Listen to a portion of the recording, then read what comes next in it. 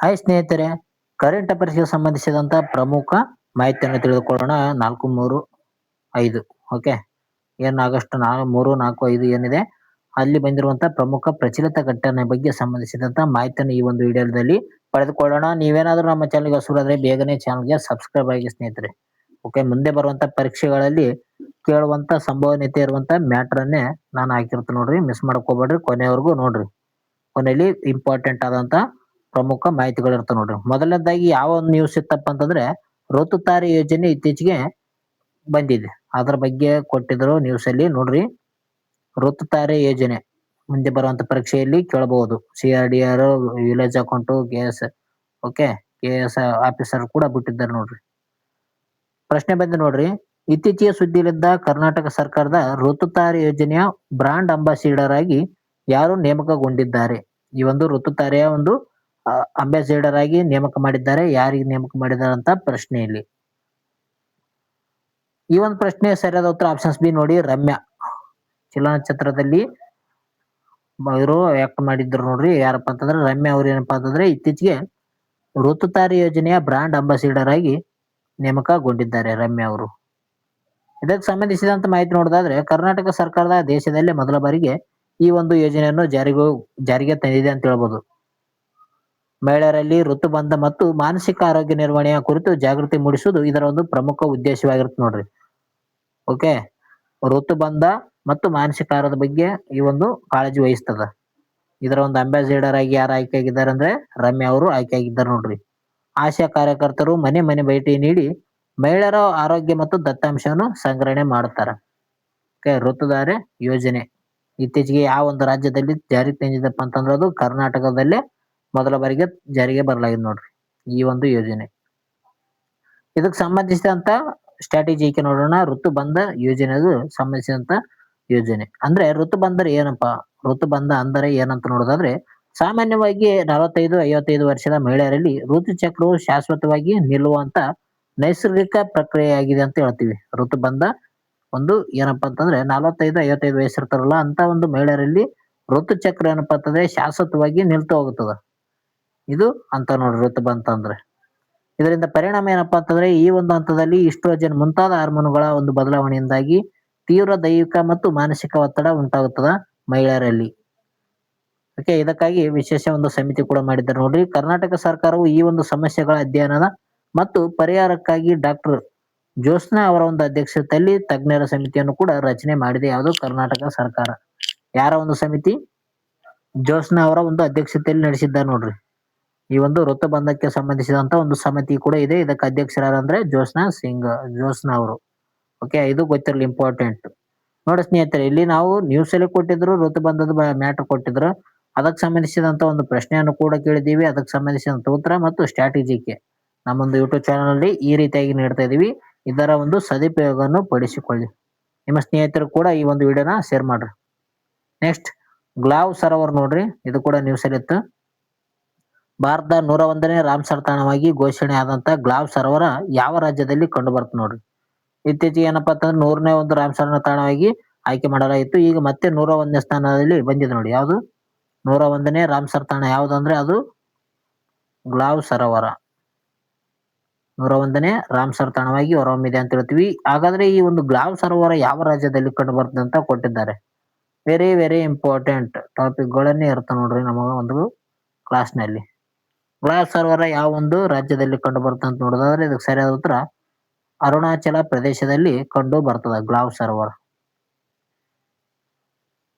ಇದು ಅರುಣಾಚಲ ಪ್ರದೇಶದಲ್ಲಿ ಮೊಟ್ಟ ಮೊದಲ ಬಾರ ಒಂದು ರಾಮ್ಸರ್ ತಾಣವಾಗಿ ಹೆಗ್ಗಳಿಕೆಗೆ ಪಾತ್ರವಾಗಿದೆ ನೋಡಿ. ಗ್ಲಾವ್ ಸರೋವರ ಏನಪ್ಪಾ ಅಂತಂದ್ರೆ ಅರುಣಾಚಲ ಪ್ರದೇಶದಲ್ಲಿ ಕಂಡು ಬರ್ತದೆ. ಇದು ಏನಪ್ಪಾ ಅಂತಂದ್ರೆ 101ನೇ ರಾಮ್ಸರ್ ತಾಣವಾಗಿ ಸೇರ್ಪಡೆ ಆಗಿದೆ. ಇದರಿಂದ ಏನಾಗಿದೆಪ್ಪ ಅಂತಂದ್ರೆ ಅರುಣಾಚಲ ಪ್ರದೇಶದ ಮೊಟ್ಟ ಮೊದಲ ರಾಮ್ಸರ್ ತಾಣವಾಗಿ ಹೊರಹೊಮ್ಮಿದೆ ಅಂತ ಹೇಳ್ಬೋದು. ಅದು ಗ್ಲಾವ್ ಸರೋವರ್ ನೋಡ್ರಿ. ಈ ಸರೋವರ ಏನಪ್ಪಾ ಅಂತಂದ್ರೆ ಲೋಹಿತ ಜಿಲ್ಲೆಯಲ್ಲಿದ್ದು ಕಮಲಾಂಗ್ ಹುಲಿ ಸಂರಕ್ಷಿತ ಪ್ರದೇಶ ಒಳಭಾಗದಲ್ಲಿ ಕಂಡು ಬರ್ತದೆ. ಸ್ಥಳೀಯ ಮೇವರ್ ಸಮುದಾಯಕ್ಕೆ ಇದು ಅತ್ಯಂತ ಪವಿತ್ರವಾದಂತಹ ಸಿಹಿ ನೀರಿನ ಒಂದು ಸರೋವರ ಯಾವ್ದಂದ್ರೆ ಅದು ಗ್ಲಾವ್ ಸರೋವರ. ಮೇವರ್ ಸಮುದಾಯಕ್ಕೆ ಇದು ಪ್ರಮುಖ ಪವಿತ್ರವಾಗಿದೆ ನೋಡ್ರಿ, ಸಿಹಿ ನೀರಿನ ಸರೋವರ. 101ನೇ ಸರೋವರ ಯಾವ್ದಪ್ಪ ಅಂತಂದ್ರೆ ಅದು 101ನೇ ಈ ಒಂದು ರಾಮ್ಸರ್ ತಾಣ ಯಾವ್ದಪ್ಪ ಅಂತಂದ್ರೆ ಅದು ಗ್ಲಾವ್ ಸರೋವರ್ ನೋಡ್ರಿ. ರಾಮ್ಸರ್ ಒಪ್ಪಂದ ಬಗ್ಗೆ ಸಂಬಂಧಿಸಿದಂತ ಮಾಹಿತಿಯನ್ನು ಪಡೆದುಕೊಳ್ಳೋಣ. ಇದ್ರ ಬಗ್ಗೆ ನಿಮಗೆ ಗೊತ್ತಿರುತ್ತೆ, ಆದ್ರೂ ಕೂಡ ಒಂದ್ಸಲ ರಿವಿಷನ್. ರಾಮ್ಸರ್ ಒಪ್ಪಂದ 1971ರಲ್ಲಿ ನಡೆಯುತ್ತದೆ. ಇರಾನ್ನ ರಾಮ್ಸರ್ ನಗರದಲ್ಲಿ ಜಾಗತಿಕ ಜೌಗು ಪ್ರದೇಶಗಳ ಸಂರಕ್ಷಣೆಗಾಗಿ ಈ ಒಂದು ಒಪ್ಪಂದವನ್ನು ಹಾಕಲಾಗುತ್ತದೆ. ಓಕೆ, 1971 ಫೆಬ್ರವರಿ 2ನೇ ತಾರೀಕು ಈ ಒಂದು ಸಹಿಯನ್ನು ಹಾಕಲಾಗುತ್ತೆ. ಅದಕ್ಕಾಗಿ ಪ್ರತಿ ವರ್ಷ ಏನ್ ಮಾಡ್ತಾರೆ ಅಂದ್ರೆ ಫೆಬ್ರವರಿ 2 ವೆಟ್ಲ್ಯಾಂಡ್ ಡೇ ಅನ್ನಾಗಿ ಆಚರಣೆ ಮಾಡ್ತಾರೆ. ವಿಶ್ವ ಜೌಗು ದಿನವನ್ನಾಗಿ ಫೆಬ್ರವರಿ 2ನೇ ತಾರೀಕು ಆಚರಣೆ ಮಾಡ್ತಾರೆ ನೋಡ್ರಿ. ಭಾರತದ ಸೇರ್ಪಡೆ. ಭಾರತವು 1982ರಲ್ಲಿ ಈ ಒಂದು ಒಪ್ಪಂದಕ್ಕೆ ಅಧಿಕೃತವಾಗಿ ಸಹಿ ಆಗ್ತದ. ಯಾವಾಗ ಭಾರತ ಸೇರಿದ ಯಾವಪ್ಪ ಅಂತಂದ್ರೆ 1982ರಲ್ಲಿ. ಪ್ರಸ್ತುತ ಸ್ಥಾನ ನೋಡೋದಾದ್ರೆ ಭಾರತವು ಈಗ ಒಟ್ಟು 101 ತಾಣಗಳೊಂದಿಗೆ ಏಷ್ಯಾದಲ್ಲೇ ಮೊದಲ ಸ್ಥಾನವನ್ನು ಪಡೆದುಕೊಂಡಿದೆ. ಏಷ್ಯಾದಲ್ಲೇ ಮೊದಲ ಸ್ಥಾನ ಪಡೆದುಕೊಂಡಂತ ದೇಶ ಯಾವ್ದಪ್ಪ ಅಂತಂದ್ರೆ ಅದು ನಮ್ಮ ಒಂದು ಭಾರತ ನೋಡ್ರಿ. ಈ ಒಂದು ರಾಮ್ಸರ್ ತಾಣಗಳಲ್ಲಿ ಜಾಗತಿಕವಾಗಿ ವಿಶ್ವದಲ್ಲಿ ನೋಡೋದಾದ್ರೆ ಯುಕೆ ಏನಪ್ಪಾ ಅಂತಂದ್ರೆ ಅತಿ ಹೆಚ್ಚನ್ನು ಒಳಗೊಂಡಿದೆ. ನಂತರ ಮೆಕ್ಸಿಕೋ 3ನೇ ಸ್ಥಾನವನ್ನು ಪಡೆದುಕೊಂಡಿದೆ. ಓಕೆ, ಮೊದಲನೇದು ಯಾವುದು ಯುಕೆ ಮತ್ತು ಮೆಕ್ಸಿಕೋ, ನಂತರ 3ನೇ ಸ್ಥಾನದಲ್ಲಿ ಭಾರತ ಕಂಡು ಬರ್ತದೆ. ಅಂದ್ರೆ ಯುಕೆ 1ನೇದ್ದು, ಮೆಕ್ಸಿಕೋ 2ನೇದ್ದು, ಭಾರತ 3ನೇ ಸ್ಥಾನದಲ್ಲಿ ನೋಡಿ ಜಾಗತಿಕವಾಗಿ. ಏಷ್ಯಾದಲ್ಲಿ ಮಾತ್ರ ಭಾರತ ಪ್ರಥಮ ಸ್ಥಾನವನ್ನು ಪಡೆದುಕೊಂಡಿದೆ. ನೆಕ್ಸ್ಟ್ ನ್ಯೂಸ್ ಅಲ್ಲಿ ನೋಡ್ರಿ, ನೌರು ದ್ವೀಪ ರಾಷ್ಟ್ರ.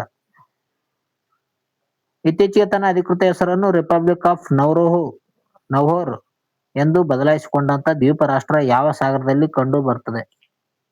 ಈ ಒಂದು ನಾವೂರ್ ದ್ವೀಪ ರಾಷ್ಟ್ರ ಎಲ್ಲಿ ಕಂಡು ಬರ್ತದೆ ಅಂತ ಕೊಟ್ಟಿದ್ದಾರೆ ನೋಡ್ರಿ, ಯಾವ ಒಂದು ಸಾಗರದಲ್ಲಿ. ಈ ಒಂದು ಪ್ರಶ್ನೆ ಸರಿಯಾದ ಉತ್ತರ ಆಪ್ಷನ್ಸ್ ಬಿ ನೋಡಿ, ಪೆಸಿಫಿಕ್ ಮಹಾಸಾಗರದಲ್ಲಿ ಕಂಡು ಬರ್ತದೆ. ಪೆಸಿಫಿಕ್ ಸಾಗರದಲ್ಲಿ ಈ ಒಂದು ಯಾವ್ದಂದ್ರೆ ನೌರು ದ್ವೀಪ ಕಂಡು ಬರ್ತದೆ. ಇದಕ್ಕೆ ಹೆಸರನ್ನು ಬದಲಾವಣೆ ಮಾಡಿದ್ದಾರೆ. ಇದು ರಿಪಬ್ಲಿಕ್ ಆಫ್ ನೌಹೋರ್ ಎಂದು ಹೆಸರನ್ನು ಬದಲಾವಣೆ ಮಾಡಿದ್ದಾರೆ. ಪೆಸಿಫಿಕ್ ಮಹಾಸಾಗರ. ಇದಕ್ಕೆ ಸರಿಯಾದ ಉತ್ತರ ಏನ್ ನೋಡ್ರಿ, ನೌರು ತನ್ನ ಹೆಸರನ್ನು ಅಧಿಕೃತವಾಗಿ ರಿಪಬ್ಲಿಕ್ ಆಫ್ ನೌಹೋರ್ ಎಂದು ಬದಲಾವಣೆ ಮಾಡಿಕೊಂಡಿದೆ ನೋಡಿ. ರಿಪಬ್ಲಿಕ್ ಆಫ್ ನೌಹೋರ್ ಸಂವಿಧಾನ ತಿದ್ದುಪಡಿ ಮೂಲಕ 2026ರಲ್ಲಿ ಅನುಮೋದನೆ ಪಡೆದು ಜುಲೈ 31ರಂದು ಅಧಿಕೃತವಾಗಿ ಗೊಳಿಸಲಾಗಿದೆ ಅಂತ ಹೇಳ್ತೀವಿ. ಇದು ಅಂತಾರಾಷ್ಟ್ರೀಯ ಕಂಟ್ರಿ ಕೋಡ್ NRU ನಿಂದ NRO ಗೆ ಬದಲಾವಣೆ ಆಗಿದೆ. ಅವರಿಂದ ನೌಹೋರ್ಗೆ ಬದಲಾವಣೆ ಮಾಡಿಕೊಂಡಿದೆ ನೋಡಿ ಇದು. ಓಕೆ, ಇದಕ್ಕೆ ಸಂಬಂಧಿಸಿದಂತ ಸ್ಟ್ಯಾಟಿಕ್ ಜಿಕೆ ನೋಡೋಣ. ಮೈಕ್ರೋನೇಷಿಯಾ ಅಂತ ಕರಿತೀವಿ ನಾವು. ಮೈಕ್ರೋನೇಷಿಯಾ ನೌರು ಪಶ್ಚಿಮ ಪೆಸಿಫಿಕ್ ಸಾಗರದ ಮೈಕ್ರೋನೇಷಿಯಾ ಉಪ ಪ್ರದೇಶದಲ್ಲಿರುವಂತ ಒಂದು ಸಣ್ಣ ದ್ವೀಪ ರಾಷ್ಟ್ರವಾಗಿದೆ ನೋಡಿ. ಅದು ಮೈಕ್ರೋನೇಷಿಯಾ.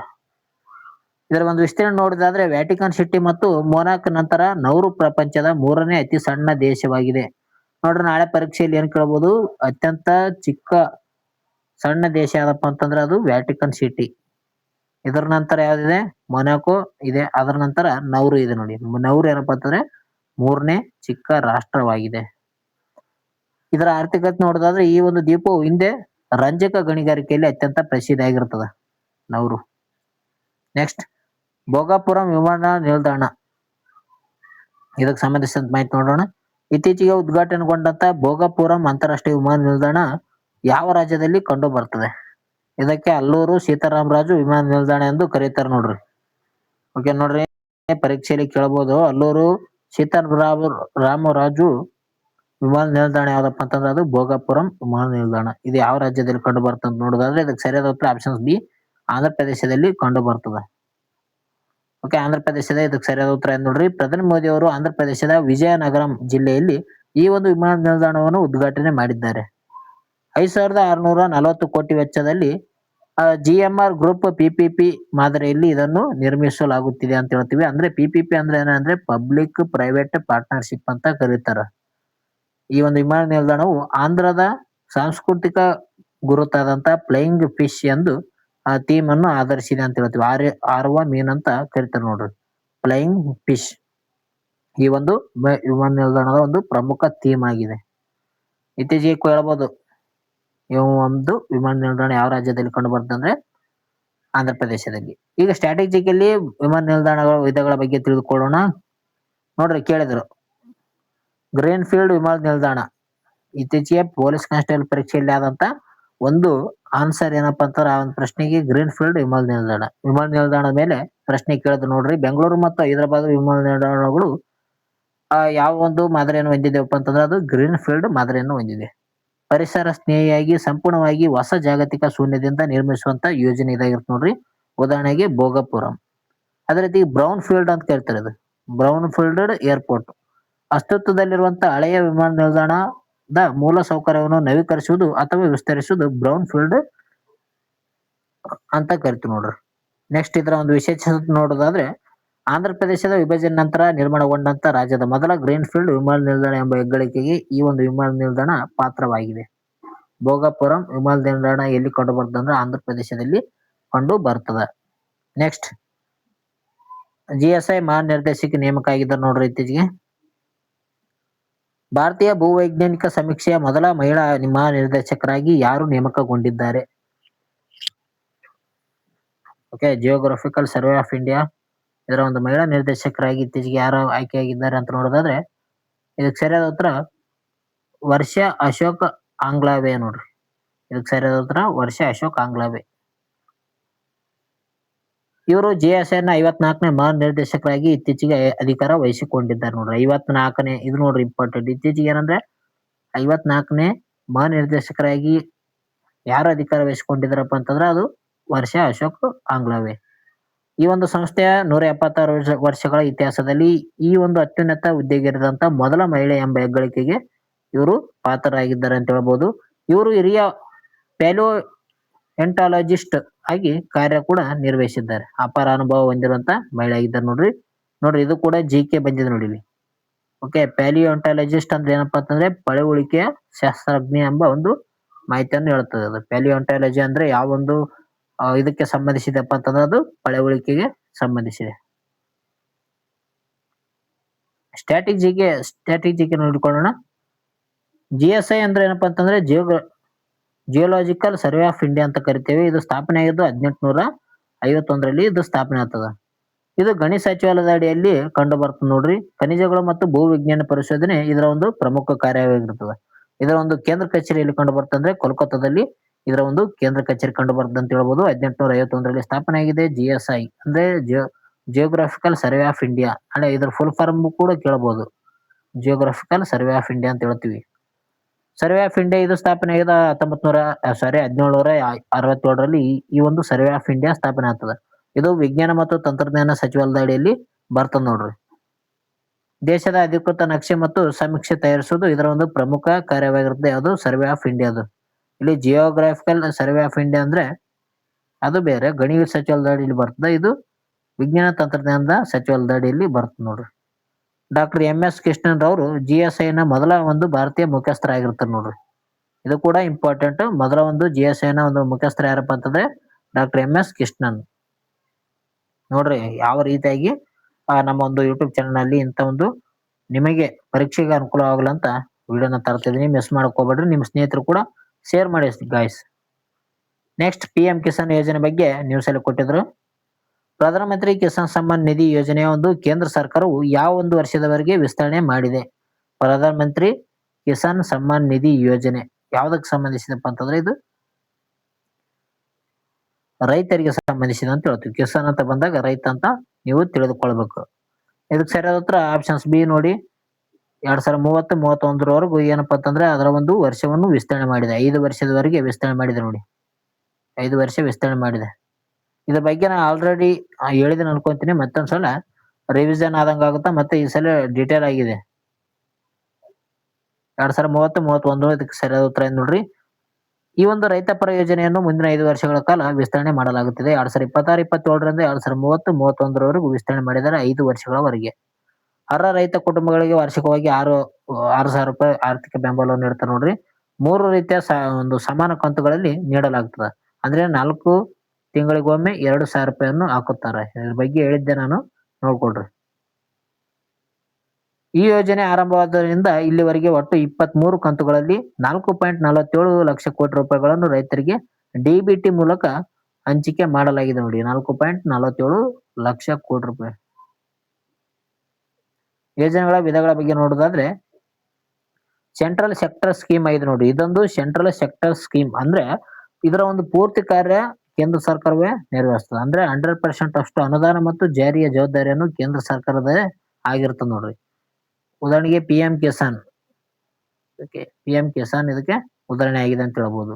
ಈ ಒಂದು ಯೋಜನೆ ಆರಂಭ ಆದದ್ದು 2019ರಲ್ಲಿ ಫೆಬ್ರವರಿಲಿ ಆರಂಭ ಆಯ್ತು ನೋಡ್ರಿ. ಅದೇ ರೀತಿಯಾಗಿ ಸೆಂಟ್ರಲ್ ಸ್ಪಾನ್ಸರ್ಡ್ ಸ್ಕೀಮ್ ಅಂತ ಕರಿತೀವಿ. ಇದೇನಂದ್ರೆ ಕೇಂದ್ರ ಮತ್ತು ರಾಜ್ಯ ಸರ್ಕಾರಗಳು ನಿರ್ದಿಷ್ಟ ಅನುಪಾತದಲ್ಲಿ ಜಂಟಿಯಾಗಿ ಅನುದಾನ ನೀಡುವಂತದ್ದು ಸೆಂಟ್ರಲಿ ಸ್ಪಾನ್ಸರ್ಡ್ ಸ್ಕೀಮ್ ಅಂತ ಕರಿತಾರ. ಕೇಂದ್ರ ಸರ್ಕಾರ ಮತ್ತು ರಾಜ್ಯ ಸರ್ಕಾರಗಳು 60-40ರಲ್ಲಿ ನೀಡ್ತಾವ. ಕೇಂದ್ರ ಸರ್ಕಾರ 60 ನೀಡಿದ್ರೆ 40% ರಾಜ್ಯ ಸರ್ಕಾರ ನೀಡ್ತಾರೆ. ಇದಕ್ಕೆ ಸೆಂಟ್ರಲ್ ಸ್ಪಾನ್ಸರ್ಡ್ ಸ್ಕೀಮ್ ಅಂತ ಕರೀತಾರೆ. ಇಲ್ಲಿ ಅದೇ ರೀತಿ PM ಕಿಸಾನ್ ಯೋಜನೆ ನೋಡಲ್ ಸಚಿವಾಲಯವು ಕೃಷಿ ಮತ್ತು ರೈತರ ಕಲ್ಯಾಣ ಸಚಿವಾಲಯ ಅಂತ ಹೇಳ್ತೀವಿ. ನೆಕ್ಸ್ಟ್ ಸೂರ್ಯ ಸರೋವರ ಯೋಜನೆ ನೋಡ್ರಿ. ಸೂರ್ಯ ಸರೋವರ ಯೋಜನೆ ಬಗ್ಗೆ ಕೂಡ ಇಂಪಾರ್ಟೆಂಟ್ ಆಗಿದೆ. ಇತ್ತೀಚೆಗೆ ಕೇಂದ್ರ ಒಂದು ಕ್ಯಾಬಿನೆಟ್ ಅನುಮೋದಿಸಿದಂತ ಪ್ರಧಾನಮಂತ್ರಿ ಸೂರ್ಯ ಸರೋವರ ಯೋಜನೆಯು ಎಷ್ಟು ಸೌರ ವಿದ್ಯುತ್ ಉತ್ಪಾದಿಸುವಂತ ಗುರಿಯನ್ನು ಹೊಂದಿದೆ. ಸೂರ್ಯ ಸರೋವರ ಯೋಜನೆ ಎಷ್ಟು ಒಂದು ಸೌರ ವಿದ್ಯುತ್ ಅನ್ನು ಉತ್ಪಾದಿಸುವಂತ ಗುರಿಯನ್ನು ಹೊಂದಿದೆ ಅಂತ ಕೊಟ್ಟಿದ್ದಾರೆ. ಇದಕ್ಕೆ ಸರಿಯಾದ ಉತ್ತರ 5,000 ಮೆಗಾವ್ಯಾಟ್ ಅಥವಾ 5 ಗಿಗಾವ್ಯಾಟ್ ಅಂತ ಕರಿತಾರೆ ನೋಡ್ರಿ. ಆಪ್ಷನ್ ಸಿ ಇದಕ್ಕೆ ಸರಿಯಾದ ಉತ್ತರ 5,000 ಮೆಗಾವ್ಯಾಟ್ ಅಥವಾ 5 ಗಿಗಾವ್ಯಾಟ್ ಅವರು ವಿಸ್ತರಣೆ ಮಾಡಿದೆ ನೋಡ್ರಿ. ಕೇಂದ್ರ ಸರ್ಕಾರ ಸಚಿವ ಸಂಪುಟ ಏನ್ ಮಾಡಿದೆ ಅಂದ್ರೆ 5,070 ಕೋಟಿ ಬೃಹತ್ ವೆಚ್ಚದಲ್ಲಿ ಈ ಒಂದು ಯೋಜನೆಗೆ ಅನುಮೋದನೆ ನೀಡಿದೆ. ದೇಶದ ಜಲಾಶಯಗಳು, ಕೆರೆಗಳು ಮತ್ತು ಅವುಗಳ ಮೇಲೆ ತೇಲುವಂತ ಸೌರ ವಿದ್ಯುತ್ ಸ್ಥಾವರಗಳ ನಿರ್ಮಾಣದ ಇದರ ಒಂದು ಪ್ರಮುಖ ಗುರಿ ಆಗಿರುತ್ತೆ ನೋಡ್ರಿ. ಫ್ಲೈಟಿಂಗ್ ಸೋಲಾರ್ ಅಂತ ಹೇಳ್ತೀವಿ. ಯಾವುದೇ ಒಂದು ಸರೋವರ ಆಗಿರ್ಬೋದು, ಅದ್ರ ಮೇಲೆ ಏನಪ್ಪಾ ಅಂತಂದ್ರೆ ಸೋಲಾರ್ ಬೋರ್ಡ್ ಹಾಕುತ್ತಾರೆ ಈ ರೀತಿಯಾಗಿ. ಓಕೆ, ಇದರಿಂದ ಏನಾಗುತ್ತಾ ಕರೆಂಟ್ ಉತ್ಪತ್ತಿ ಆಗುತ್ತಾ. ಇದರಿಂದ ಕೃಷಿ ಭೂಮಿಯ ಒಂದು ಉಳಿತಾಯವಾಗುವುದಲ್ಲದೆ ಬಿಸಿಲಿನಲ್ಲಿ ನೀರಿನ ಆವಿಯಾಗುವುದು ಗಣನೀಯವಾಗಿ ಕಡಿಮೆ ಆಗ್ತದೆ ನೋಡ್ರಿ. ಬಿಸಿಲ ಒಂದು ಬೇಸಿಗೆ ಟೈಮ್ದಾಗ ಒಂದು ನೀರು ಕಡಿಮೆ ಆಗೋದು ಕೂಡ ಕಡಿಮೆ ಆಗ್ತದ. Evaporation rate. ಸೂರ್ಯ ಸರೋವರ ಅಂತ ಹೇಳ್ತಾರೆ ನೋಡ್ರಿ. ಈ ಒಂದು ಸರೋವರ ಮಾಡ್ತಾ ಇದ್ದಾರೆ. ಸ್ಟ್ರಾಟಜಿಕಲ್ಲಿ ಸೌರಶಕ್ತಿ ಬಗ್ಗೆ ಮಾಹಿತಿ ನೋಡ್ರಿ. ತೇಲುವ ಸೌರ ವಿದ್ಯುತ್ ಅಂತ ಹೇಳ್ತೀವಿ. Floating solar. ನೀರಿನ ಮೇಲೆ ಸೋಲಾರ್ ಪ್ಯಾನೆಲ್ಗಳನ್ನು ಅಳವಡಿಸುವುದರಿಂದ ಪ್ಯಾನೆಲ್ಗಳು ತಂಪಾಗಿರುತ್ತವೆ. ಇದರಿಂದ ವಿದ್ಯುತ್ ಉತ್ಪಾದನಾ ಸಾಮರ್ಥ್ಯ ಕೂಡ ಹೆಚ್ಚಿಗೆ ಆಗ್ತದೆ. ನೋಡಲ್ ಏಜೆನ್ಸಿ ಯಾವ್ದಪ್ಪ ಅಂತಂದ್ರೆ ಯೋಜನೆ ಜಾರಿಗೊಳಿಸುವುದು ಪ್ರಮುಖ ಸಂಸ್ಥೆ ಯಾವ್ದಂದ್ರೆ SECI ಇದೆ ನೋಡಿ. ಅಂದ್ರೆ solar energy corporation of India ಅಂತ ಕರಿತೀವಿ. ನೋಟ್ ಮಾಡ್ಕೊಳ್ರಿ, ಇದು ಕೂಡ ಇಂಪಾರ್ಟೆಂಟ್ ಆಗಿದೆ ನೋಡ್ರಿ. ನಾಳೆ ಪರೀಕ್ಷೆಯಲ್ಲಿ SECI ಅಂತ ಏನಂತ ಕೇಳಿದ್ರಪ್ಪ ಅಂತಂದ್ರೆ ಇದು solar energy corporation of India ಅಂತ ಕರಿತೇವೆ. ಭಾರತದ ನವೀಕರಿಸಬಹುದಾದ ಇಂಧನ ಸಚಿವಾಲಯದ ಅಡಿಯಲ್ಲಿ ಈ ಒಂದು ಯೋಜನೆ ಬರ್ತದ ನೋಡ್ರಿ. ನೆಕ್ಸ್ಟ್ ಸಮುದ್ರ ಮಂಥನ್ ಯೋಜನೆ. ಇದ್ರ ಬಗ್ಗೆ ಕೂಡ ಪ್ರಮುಖವಾಗಿ ಹೇಳಿದ್ದೆ ನೋಡ್ರಿ. ಇದು ಕೂಡ ಇಂಪಾರ್ಟೆಂಟ್. ಸಮುದ್ರ ಮಂಥನ್ ಯೋಜನೆ ಕಡಲಾಚೆಗೆ ತೈಲ ಮತ್ತು ನೈಸರ್ಗಿಕ ಅನಿಲ ಪರಿಶೋಧನೆಗಾಗಿ ಕೇಂದ್ರ ಕ್ಯಾಬಿನೆಟ್ ಏನಂದ್ರೆ ಇತ್ತೀಚೆಗೆ ಅನುಮೋದಿಸಿದ ಮೊದಲ ಒಂದು ಯೋಜನೆ ಆಗಿದೆ ಅಂತ ಹೇಳ್ತೀವಿ. ಯೋಜನೆ ಹೆಸರು ಏನಂದ್ರೆ ಸಮುದ್ರ ಮಂಥನ್ ಯೋಜನೆ. ಸಮುದ್ರದ ಆಳದಲ್ಲಿ ಏನಪ್ಪಾ ಅಂತಂದ್ರೆ ತೈಲ ಬಾವಿಯನ್ನು ಪತ್ತೆ ಮಾಡೋದು ಇದರ ಒಂದು ಉದ್ದೇಶವಾಗಿರುತ್ತೆ ನೋಡ್ರಿ. ನೀರಿನ ಒಳಗೆ ಹೋಗುದು ಆಳ ಸಾಗರ. ಇಲ್ಲಿ ಸಾರಿ, ಇದಕ್ಕೆ ಏನಂತಂದ್ರೆ ಇಲ್ಲಿ ಏನ್ ಕ್ವಶನ್, ಕಡಲಾಚೆಗೆ ತೈಲ ಮತ್ತು ನೈಸರ್ಗಿಕ ಅನಿಲ ಪರಿಶೋಧನೆ ಕೇಂದ್ರ ಕ್ಯಾಬಿನೆಟ್ ಇತ್ತೀಚೆಗೆ ಅನುಮೋದಿಸಿದಂತ ಯೋಜನೆ ಯಾವ್ದಪ್ಪ ಅಂತಂದ್ರೆ ಅದು ಸಮುದ್ರ ಮಂಥನ್ ಯೋಜನೆ ಅಂತ ನಾವು ಕರೆಯುತ್ತೇವೆ. ಆಪ್ಷನ್ಸ್ ಬಿ ಇದಕ್ಕೆ ಸರಿಯಾದ ಉತ್ತರ ಇದೆ ನೋಡ್ರಿ. ಇದು ಈ ಒಟ್ಟು 8,484 ಕೋಟಿ ವೆಚ್ಚದಲ್ಲಿ ರಾಷ್ಟ್ರೀಯ ಕಡಲಾಚೆಯ ಪರಿಶೋಧನೆ ಯೋಜನೆ ಆಗಿದೆ ಅಂತ ಹೇಳ್ತೀವಿ. ನ್ಯಾಷನಲ್ ಆಫ್ಶೋರ್ ಎಕ್ಸ್ಪ್ಲೋರೇಷನ್ ಸ್ಕೀಮ್ ಆಗಿದೆ ನೋಡ್ರಿ. ಇದರ ಒಂದು ಪ್ರಮುಖ ಉದ್ದೇಶ ಏನಪ್ಪಾ ಅಂತಂದ್ರೆ ಭಾರತದ ಇಂಧನ ಭದ್ರತೆ ಬಲಪಡಿಸುವುದು ಹಾಗೂ ಕಚ್ಚಾ ತೈಲ ಆಮದಿನ ಮೇಲೆ ಅವಲಂಬನೆಯನ್ನು ತಗ್ಗಿಸುವುದು ಇದರ ಒಂದು ಪ್ರಮುಖ ಯೋಜನೆ ಆಗಿದೆ. ಅಂದ್ರೆ ಸಮುದ್ರದ ಒಳಗೆ ಏನಪ್ಪಾ ಅಂತಂದ್ರೆ ಒಂದು ತೈಲ ಬಾವಿಯನ್ನು ಹುಡುಕೋದು, ಹಡಗ ಬಿಟ್ಟಿಗೆ ಏನಪ್ಪಾ ಅಂತಂದ್ರೆ ತೈಲ ಬಾವಿಯನ್ನು ಹುಡುಕೋದು ಇದರ ಒಂದು ಪ್ರಮುಖ ಉದ್ದೇಶವಾಗಿರ್ತದೆ ಈ ರೀತಿ. ಓಕೆ, ಇದಕ್ಕೇನಂತ ಇಟ್ಟಿದ್ದಾರೆ ಸಮುದ್ರ ಮಂಥನ್ ಯೋಜನೆ ಇದಾಗಿದೆ. ಇದಕ್ಕ 8,484 ಕೋಟಿ ವೆಚ್ಚದಲ್ಲಿ ಮಾಡ್ತಾ ಇದ್ದಾರೆ. ಆಳವಾದ ಸಾಗರದಲ್ಲಿ 60 ಹೊಸ ಪರಿಶೋಧನಾ ಬಾವಿಗಳನ್ನು ಕೊರೆಯುವಂತ ಮಹತ್ವಾಕಾಂಕ್ಷೆಯ ಗುರಿಯನ್ನು ಇದು ಹೊಂದಿದೆ ಅಂತ ಹೇಳ್ಬೋದು. ಈ ರೀತಿಯಾಗಿ ಏನಪ್ಪಾ ಅಂತಂದ್ರೆ ಇಲ್ಲಿ ಪೆಟ್ರೋಲ್ ಸಿಗುವಂಗ ಮಾಡ್ತಾರ ತೈಲ ಬಾವಿ. ಓಕೆ, ಇದು ಏನಪ್ಪಾ ಅಂತಂದ್ರೆ ಸಮುದ್ರ ಮಂಥನ್ ಯೋಜನೆ. ನಿಮ್ಗೆ ಅರ್ಥ ಆಗಿದೆ ಅಂತ ಅನ್ಕೋತೀನಿ. ಅರ್ಥ ಆಗಿತ್ತಂದ್ರೆ ಜಲ್ದಿ ಒಂದು ಲೈಕ್ ಬಟನ್ ನ ಪ್ರೆಸ್ ಮಾಡಿ. ನಿಮ್ಗೋಸ್ಕರ ಈ ರೀತಿಯಾಗಿ ಒಂದು ವಿಷಯವನ್ನು ತರ್ತಾ ಇದೀವಿ ಅಂತ ಲೈಕ್ ಕೊಡ್ರಿ ಎಲ್ಲರೂ, ಇಷ್ಟ ಆಗಿತ್ತಪ್ಪ ಅಂತಂದ್ರೆ. ಓಕೆ, ಮುಂದೆ ಬರುವಂತ ಪರೀಕ್ಷೆಯಲ್ಲಿ ಕೇಳುವಂತ ಸಾಧ್ಯತೆ ಇರ್ತದೆ. ಇಲ್ಲಿ EEZ ಅಂತ ಹೇಳ್ತಾರೆ ನೋಡ್ರಿ. ಎಕ್ಸ್ಕ್ಲೂಸಿವ್ ಎಕನಾಮಿಕ್ ಝೋನ್ ಅಂತ ಕರೀತಾರೆ. ಅದಕ್ಕೆ ವಿಶೇಷ ಆರ್ಥಿಕ ವಲಯ. ಸಮುದ್ರ ತೀರದಿಂದ ಮತ್ತು ಕರಾವಳಿಯಿಂದ 200 ನಾಟಿಕಲ್ ಮೈಲಿವರೆಗೆ ಸಮುದ್ರ ಪ್ರದೇಶವನ್ನು ಇದು ಹೊಂದಿರುತ್ತದೆ. ಸಾರ್ವಭೌಮತ್ವ ಹಕ್ಕು ನೋಡೋದಾದ್ರೆ ಈ ಒಂದು ವಲಯದಲ್ಲಿ ಎಲ್ಲಾ ನೈಸರ್ಗಿಕ ಸಂಪನ್ಮೂಲಗಳ ಮೇಲೆ ಆ ಒಂದು ದೇಶಕ್ಕೆ ಸಂಪೂರ್ಣ ಹಕ್ಕಿರುತ್ತೆ ನೋಡ್ರಿ. 200 ನಾಟಿಕಲ್ ಮೈಲಿನ ಅಷ್ಟು. ಮೀನುಗಾರಿಕೆ, ತೈಲ ಗಣಿಗಾರಿಕೆ, ಅನಿಲವನ್ನು ಕೂಡ ಮಾಡಬಹುದಾಗಿರ್ತದ. ಆ ಒಂದು ಅಧಿಕಾರಿ ಏನು ಹೊಂದಿರ್ತಾರೆ ಅಲ್ಲಿವರೆಗೂ. ಇದರ ಒಂದು ಅಳತೆ 1 ನಾಟಿಕಲ್ ಮೈಲಿ ಇರುತ್ತೆ ನೋಡ್ರಿ. ಅಂದ್ರೆ 1852 ಕಿಲೋಮೀಟರ್. ಇದಕ್ಕೆ ಏನಂತ ಕರಿತಾರೆ, 1 ನಾಟಿಕಲ್ ಮೈಲ್ ಅಂತ ಕರೀತಾರೆ. ಇದು ಕ್ವಶನ್ ಆಗಿದೆ ನೋಡ್ರಿ. 1 ನಾಟಿಕಲ್ ಮೈಲ್ ಅಂದ್ರೆ ಏನಪ್ಪಾ ಅಂತಂದ್ರೆ 1852 ಕಿಲೋಮೀಟರ್ ಅಂತ ನಾವ್ ಹೇಳ್ತೀವಿ. ಇಲ್ಲಿ ಪಾಯಿಂಟ್ ಕೂಡ ಇಂಪಾರ್ಟೆಂಟ್ ಆಗುತ್ತೆ. ಈ ಕಡೆ ಸೈಡ್ ಕೊಟ್ಟು ಕೂಡ ಕೊಡ್ತಾ ಇರ್ತಾರೆ ಇಲ್ಲಿ ಎಕ್ಸಾಮ್ದಾಗ, ಅದಕ್ಕೆ. ನೆಕ್ಸ್ಟ್, ಪವರ್ ಮತ್ತು UPI ಬಗ್ಗೆ ನ್ಯೂಸ್ ಅಲ್ಲಿ ನೋಡ್ರಿ. ಭಾರತದ UPI ವ್ಯವಸ್ಥೆಯೊಂದಿಗೆ ಪವರ್ ಎಂಬ ಒಂದು ಗಡಿಯಾಚೆಗಿನ ಡಿಜಿಟಲ್ ಪಾವತಿ ವ್ಯವಸ್ಥೆಯನ್ನು ಯಾವ ದೇಶದೊಂದಿಗೆ ಆರಂಭಿಸಲಾಗಿದೆ? ಪವರ್ ಮತ್ತು UPI ಏನಪ್ಪಾ ಅಂತಂದ್ರೆ ಡಿಜಿಟಲ್ ಪಾವತಿ ಮಾಡಿದ್ದಾರೆ ನೋಡ್ರಿ. ಈ ಒಂದು ಯಾವ ದೇಶದ ಜೊತೆ ಮಾಡಿದ್ದಾರೆ ಅಂತ ಕೊಟ್ಟಿದ್ದಾರೆ. ಈ ಒಂದು ಪ್ರಶ್ನೆಗೆ ಸರಿಯಾದ ಉತ್ತರ ಆಪ್ಷನ್ ಸಿ ನೋಡ್ರಿ, ಮಾಲ್ಡೀವ್ಸ್. ಮಾಲ್ಡೀವ್ಸ್ ಮತ್ತು ಭಾರತ ದೇಶ ಏನ್ ಮಾಡಿದಪ್ಪ ಅಂತಂದ್ರೆ ಮಾಲ್ಡೀವ್ಸ್ ದೇಶದ ಪವರ್ ಮತ್ತು ಭಾರತ ದೇಶದ UPI ಏನ್ ಮಾಡಿದಪ್ಪ ಅಂತಂದ್ರೆ ಡಿಜಿಟಲ್ ಪಾವತಿ ವ್ಯವಸ್ಥೆಯನ್ನು ಆರಂಭ ಮಾಡಿದವ. ಅಂದ್ರೆ ಭಾರತದಿಂದ ಯಾರಾದ್ರೂ ರುಪೇನಲ್ಲಿ ಏನಾದ್ರು ಅಮೌಂಟ್ ಹಾಕಿದ್ರೆ ಮಾಲ್ಡೀವ್ಸ್ ನಲ್ಲಿ ಅದು ಅವರ ದೇಶದ ಒಂದು ಕರೆನ್ಸಿಯಾಗಿ ಕನ್ವರ್ಟ್ ಆಗುತ್ತದೆ. ಅದೇ ರೀತಿ ಮಾಲ್ಡೀವ್ಸ್ ದೇಶದಿಂದ ಏನಾದ್ರು ಭಾರತ ದೇಶದ ವ್ಯಕ್ತಿಗೆ ರೂಪಾಯಿ ಹಾಕಿದ ಅಂದ್ರೆ ಅವ್ರ ದೇಶದ ಕರೆನ್ಸಿ ಹಾಕಿದಾಗ ಭಾರತ ದೇಶದಲ್ಲಿ ರೂಪಾಯಿ ಜಮಾ ಆಗ್ತದ. ಇದನ್ನ ಪವರ್ ಅಂತ ಮತ್ತು UPI ಜಂಟಿಯಾಗಿ ಮಾಡಿ ನೋಡ್ರಿ. ಇದಕ್ಕೆ ಸರಿಯಾದ ಉತ್ತರ ಮಾಲ್ಡೀವ್ಸ್ ಆಗಿತ್ತು ನೋಡ್ರಿ. ಮಾಲ್ಡೀವ್ಸ್ ನಾಗರಿಕರು ಮತ್ತು ತಮ್ಮ ಒಂದು ಬ್ಯಾಂಕಿಂಗ್ ಆ್ಯಪ್ ಬಳಸಿಕೊಂಡು ಭಾರತದಲ್ಲಿನ UPI ಖಾತೆಗಳಿಗೆ ನೇರವಾಗಿ ತ್ವರಿತವಾಗಿ ಹಣ ಕಳಿಸುವುದು ಇದರ ಒಂದು ಪ್ರಮುಖ ಉದ್ದೇಶವಾಗಿರುತ್ತದೆ. ಆರಂಭಿಕ ಹಂತದಲ್ಲಿ ಬ್ಯಾಂಕ್ ಆಫ್ ಮಾಲ್ಡೀವ್ಸ್ ಮತ್ತು ಮಾಲ್ಡೀವ್ಸ್ ಇಸ್ಲಾಮಿಕ್ ಬ್ಯಾಂಕ್ ಗ್ರಾಹಕರೊಂದಿಗೆ ಮಾತ್ರ ಈ ಒಂದು ಸೇವೆ ಲಭ್ಯ ಇರ್ತದೆ ಅಂತ ಹೇಳ್ಬೋದು ನೋಡ್ರಿ. ಆರಂಭದಲ್ಲಿ ಅಂದ್ರೆ ಇನ್ನು ಆರಂಭ ಆದಾಗ ಏನಾಗಿತ್ತಂದ್ರೆ ಬ್ಯಾಂಕ್ ಆಫ್ ಮಾಲ್ಡೀವ್ಸ್ ಮತ್ತು ಮಾಲ್ಡೀವ್ಸ್ ಇಸ್ಲಾಮಿಕ್ ಬ್ಯಾಂಕ್ ನಲ್ಲಿ ಆ ಒಂದು ಗ್ರಾಹಕರಿಗೆ ಮಾತ್ರ ಸಿಗುತ್ತಾ. ಎಲ್ಲ ಒಂದು ಮಾಲ್ಡೀವ್ಸ್ ನಲ್ಲಿ ಇರುವಂತ ಪ್ರಜೆಗಳನ್ನ 2 ಬ್ಯಾಂಕ್ಗಳು ಕೊಟ್ಟಿದ್ದಾರೆ. ಆ ಬ್ಯಾಂಕಿನಲ್ಲಿರುವಂತ ಖಾತೆಗಳಿಗೆ ಮಾತ್ರ ಅಲ್ಲಿ ಇರುವಂತ ವ್ಯಕ್ತಿಗಳಿಗೆ ನೀಡ್ತಾರೆ.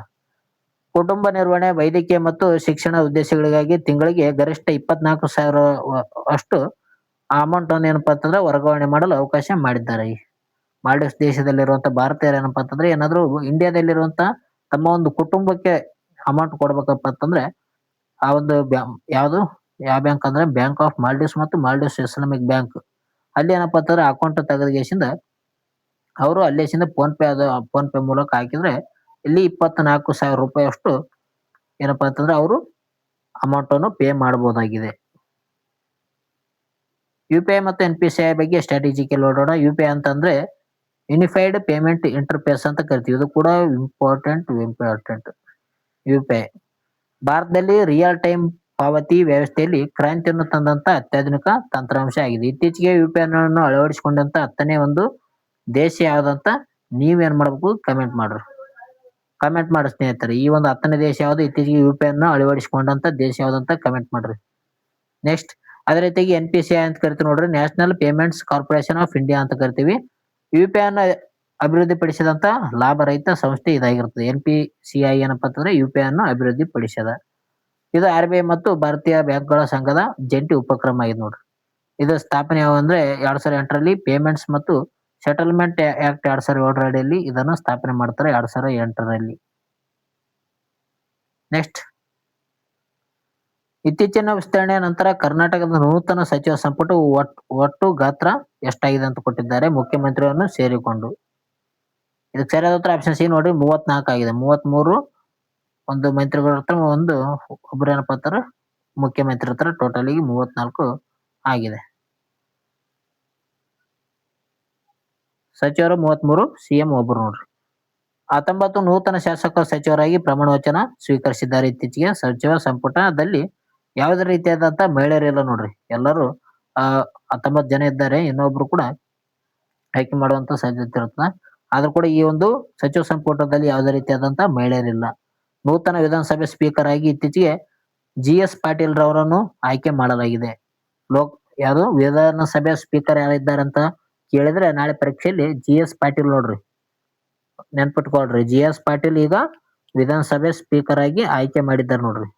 ಇಲ್ಲಿ ಸ್ಟ್ರಾಟಜಿಕಲ್ ನೋಡಿದ್ರೆ ಸಂವಿಧಾನದ 91ನೇ ತಿದ್ದುಪಡಿಯ ಅನ್ವಯ ಸಚಿವ ಸಂಪುಟ ಗಾತ್ರವು ವಿಧಾನಸಭೆ ಒಟ್ಟು ಗಾತ್ರದ 15% ಅಷ್ಟು ಮೀರಬಾರದಂತ ಹೇಳ್ತದ. ಇದೇನ್ ಮಾಡ್ತಾರ ಅಂದ್ರೆ 91ನೇ ತಿದ್ದುಪಡಿ 2003ರಲ್ಲಿ ಮಾಡಿರ್ತಾರ. ಏನಂತ ಹೇಳ್ತಾರಪ್ಪ ಅಂತಂದ್ರೆ ಸಚಿವ ಸಂಪುಟ ಏನ್ ಗಾತ್ರ ಇದೆ ಅದು ವಿಧಾನಸಭೆಯ ಒಂದು ಒಟ್ಟು ಬಲದ 15% ಮೀರಬಾರ್ದಂತ ಈ ಒಂದು ತಿದ್ದುಪಡಿ ಹೇಳ್ತ ನೋಡ್ರಿ 15% ಅಷ್ಟು.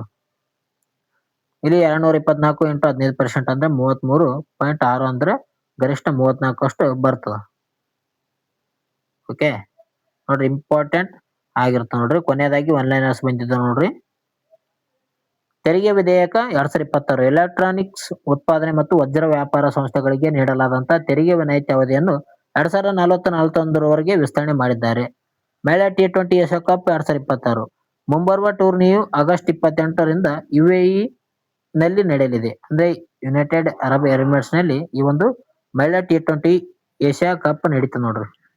ಪೊಲೀಸ್ ಜೋಡೋ ಚಾಂಪಿಯನ್ ಹೈದರಾಬಾದ್ ನಲ್ಲಿ ನಡೆದಂತ 11ನೇ ಆಲ್ ಇಂಡಿಯಾ ಪೊಲೀಸ್ ಜೋಡೋ ಸ್ಪರ್ಧೆಯಲ್ಲಿ ಸಶಸ್ತ್ರ ಸೀಮಾ ಬಲ ಏನಪ್ಪಾ ಅಂತಂದ್ರೆ ಚಾಂಪಿಯನ್ ಆಗಿದೆ.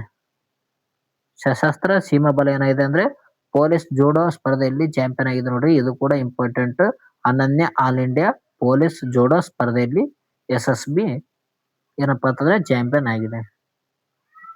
ಆಮ ನಾಯಕ್ ಪ್ರಶಸ್ತಿ ಯಾರು ಪಡೆದುಕೊಂಡಿದೆ ಅಂತ ನೋಡೋದಾದ್ರೆ ಮನೆಗೊಂದು ಗ್ರಂಥಾಲಯ ಯೋಜನೆ ಅಡಿಯಲ್ಲಿ ನೀಡಲಾಗುವಂತ ಈ ಒಂದು ಪ್ರಶಸ್ತಿಯನ್ನು ಯಾವುದು ನಾಯಕ್ ಪ್ರಶಸ್ತಿಯನ್ನು ಡಾಕ್ಟರ್ ಶೈಲಜಾ ಎನ್ ಭಾಗ್ಯವಾಡಿ ಅವರು ಪಡೆದುಕೊಂಡಿದ್ದಾರೆ. ಇವರು ಯಾರಪ್ಪ ಅಂತಂದ್ರೆ ಗುಲ್ಬರ್ಗ ಒಂದು ಜಿಲ್ಲೆದವರಾಗಿದ್ದಾರೆ ನೋಡ್ರಿ. ಶೈಲಜಾ ಎನ್ ಭಾಗ್ಯವಾಡಿ ಇವರು ನಾಯಕ ಪ್ರಶಸ್ತಿಯನ್ನು ಪಡೆದುಕೊಂಡಿದ್ದಾರೆ. ಯಾವ ಒಂದು ಯೋಜನೆ ಅಡಿಯಲ್ಲಪ್ಪ ಅಂತಂದ್ರೆ ಮನೆಗೊಂದು ಗ್ರಂಥಾಲಯ ಎಂಬ. ಈಗ ಇದಿಷ್ಟು ಏನಾಯ್ತಪ್ಪ ಅಂತಂದ್ರೆ ಇಲ್ಲಿವರೆಗೂ ಪ್ರಮುಖ ಸುದ್ದಿಗಳಾಗಿದ್ರು ನೋಡ್ರಿ ಪ್ರಚಲಿತ ಘಟನೆಗೆ ಸಂಬಂಧಿಸಿದಂತ. ಈ ವಿಡಿಯೋಗ ಇಷ್ಟ ಆಯ್ತಪ್ಪ ಅಂದ್ರೆ ಜಲ್ದಿ ಲೈಕ್ ಮಾಡ್ರಿ, ಶೇರ್ ಮಾಡ್ರಿ, ನಿಮ್ ಸ್ನೇಹಿತರು ಕೂಡ ಶೇರ್ ಮಾಡ್ರಿ. ಅದೇ ರೀತಿಯಾಗಿ ಪರೀಕ್ಷೆಗೆ ತಯಾರಾಗುವಂತ ಎಲ್ಲ ಒಂದು ಅಭ್ಯರ್ಥಿಗಳು ನಮ್ಮ ಒಂದು ಚಾನಲ್ಗೆ ಸಬ್ಸ್ಕ್ರೈಬ್ ಕೂಡ ಆಗ್ರಿ. ಇದೇ ರೀತಿಯಾದಂತ ಇಂಪಾರ್ಟೆಂಟ್ ಏನಿದೆ ಆ ಮ್ಯಾಟರ್ ಅನ್ನೇ ಆಗ್ತೇನೆ. ಓಕೆ ಇಂಪಾರ್ಟೆಂಟ್ ಏನಿದೆ ಅಂದ್ರೆ ಪರೀಕ್ಷೆಯಲ್ಲಿ ಕೇಳಿರುವಂತ ಕ್ವಶನ್ ಮೇಲೆ ಆ ಒಂದು ಚಾಪ್ಟರ್ ಆಗಿರ್ಬೋದು, ಅದೇ ರೀತಿಯಾಗಿ ಚಾಪ್ಟರ್ ವೈಸ್ ಕ್ಲಾಸ್ ಆಗಿರ್ಬೋದು, ಅದೇ ಕರೆಂಟ್ ಅಫೇರ್ಸ್, ಓಕೆ ಎಲ್ಲ ಒಂದು ಜಿಕೆ ಕೂಡ ಇಂಪಾರ್ಟೆಂಟ್ ಆಗಿರುವಂತ ವಿಷಯಗಳು ಕೂಡ ವಿಡಿಯೋ ಮಾಡಿ ಹಾಕ್ತಾ ಇರ್ತೀನಿ, ನೋಡ್ಕೊಳ್ರಿ. ಅದ್ರ ನ್ಯೂಸ್ ಅಂತ ನೋಡ್ಲೇಬೇಕು, ನೋಡ್ಲಿಲ್ಲ ಅಂದ್ರೆ ಮಾರ್ಕ್ಸ್ ಕಳ್ಕೊಂಡಂಗ ಆತ್ ನೋಡ್ರಿ. ನ್ಯೂಸ್ ನೋಡ್ರಿ ಇಂಪಾರ್ಟೆಂಟ್ ಆಗಿರುತ್ತೆ. ಓಕೆ ಮುಂದಿನ ವಿಡಿಯೋದಲ್ಲಿ ಸಿಗೋಣ. ಟೇಕ್ ಕೇರ್, ಬಾಯ್. ನಿಮ್ಮ ತಯಾರಿ ಸ್ಪೀಡ್ ಇರಲಿ. ಈಗ ಒಂದ್ಸಲಿ ಮಿಸ್ ಆಗಿದೆ ಅಂದ್ರೆ ಈಗ ಇನ್ನೊಂದ್ಸಲಿ ಮಿಸ್ ಆಗೋದು ಬೇಡ ಅಂತ ಹೇಳ್ತಿದ್ದೀನಿ, ಕೇಳ್ರಿ. ಓಕೆ ಫ್ರೆಂಡ್ಸ್, ಟೇಕ್ ಕೇರ್, ಬಾಯ್. ನೆಕ್ಸ್ಟ್ ವಿಡಿಯೋದಲ್ಲಿ ಸಿಗೋಣ, ಬಾಯ್.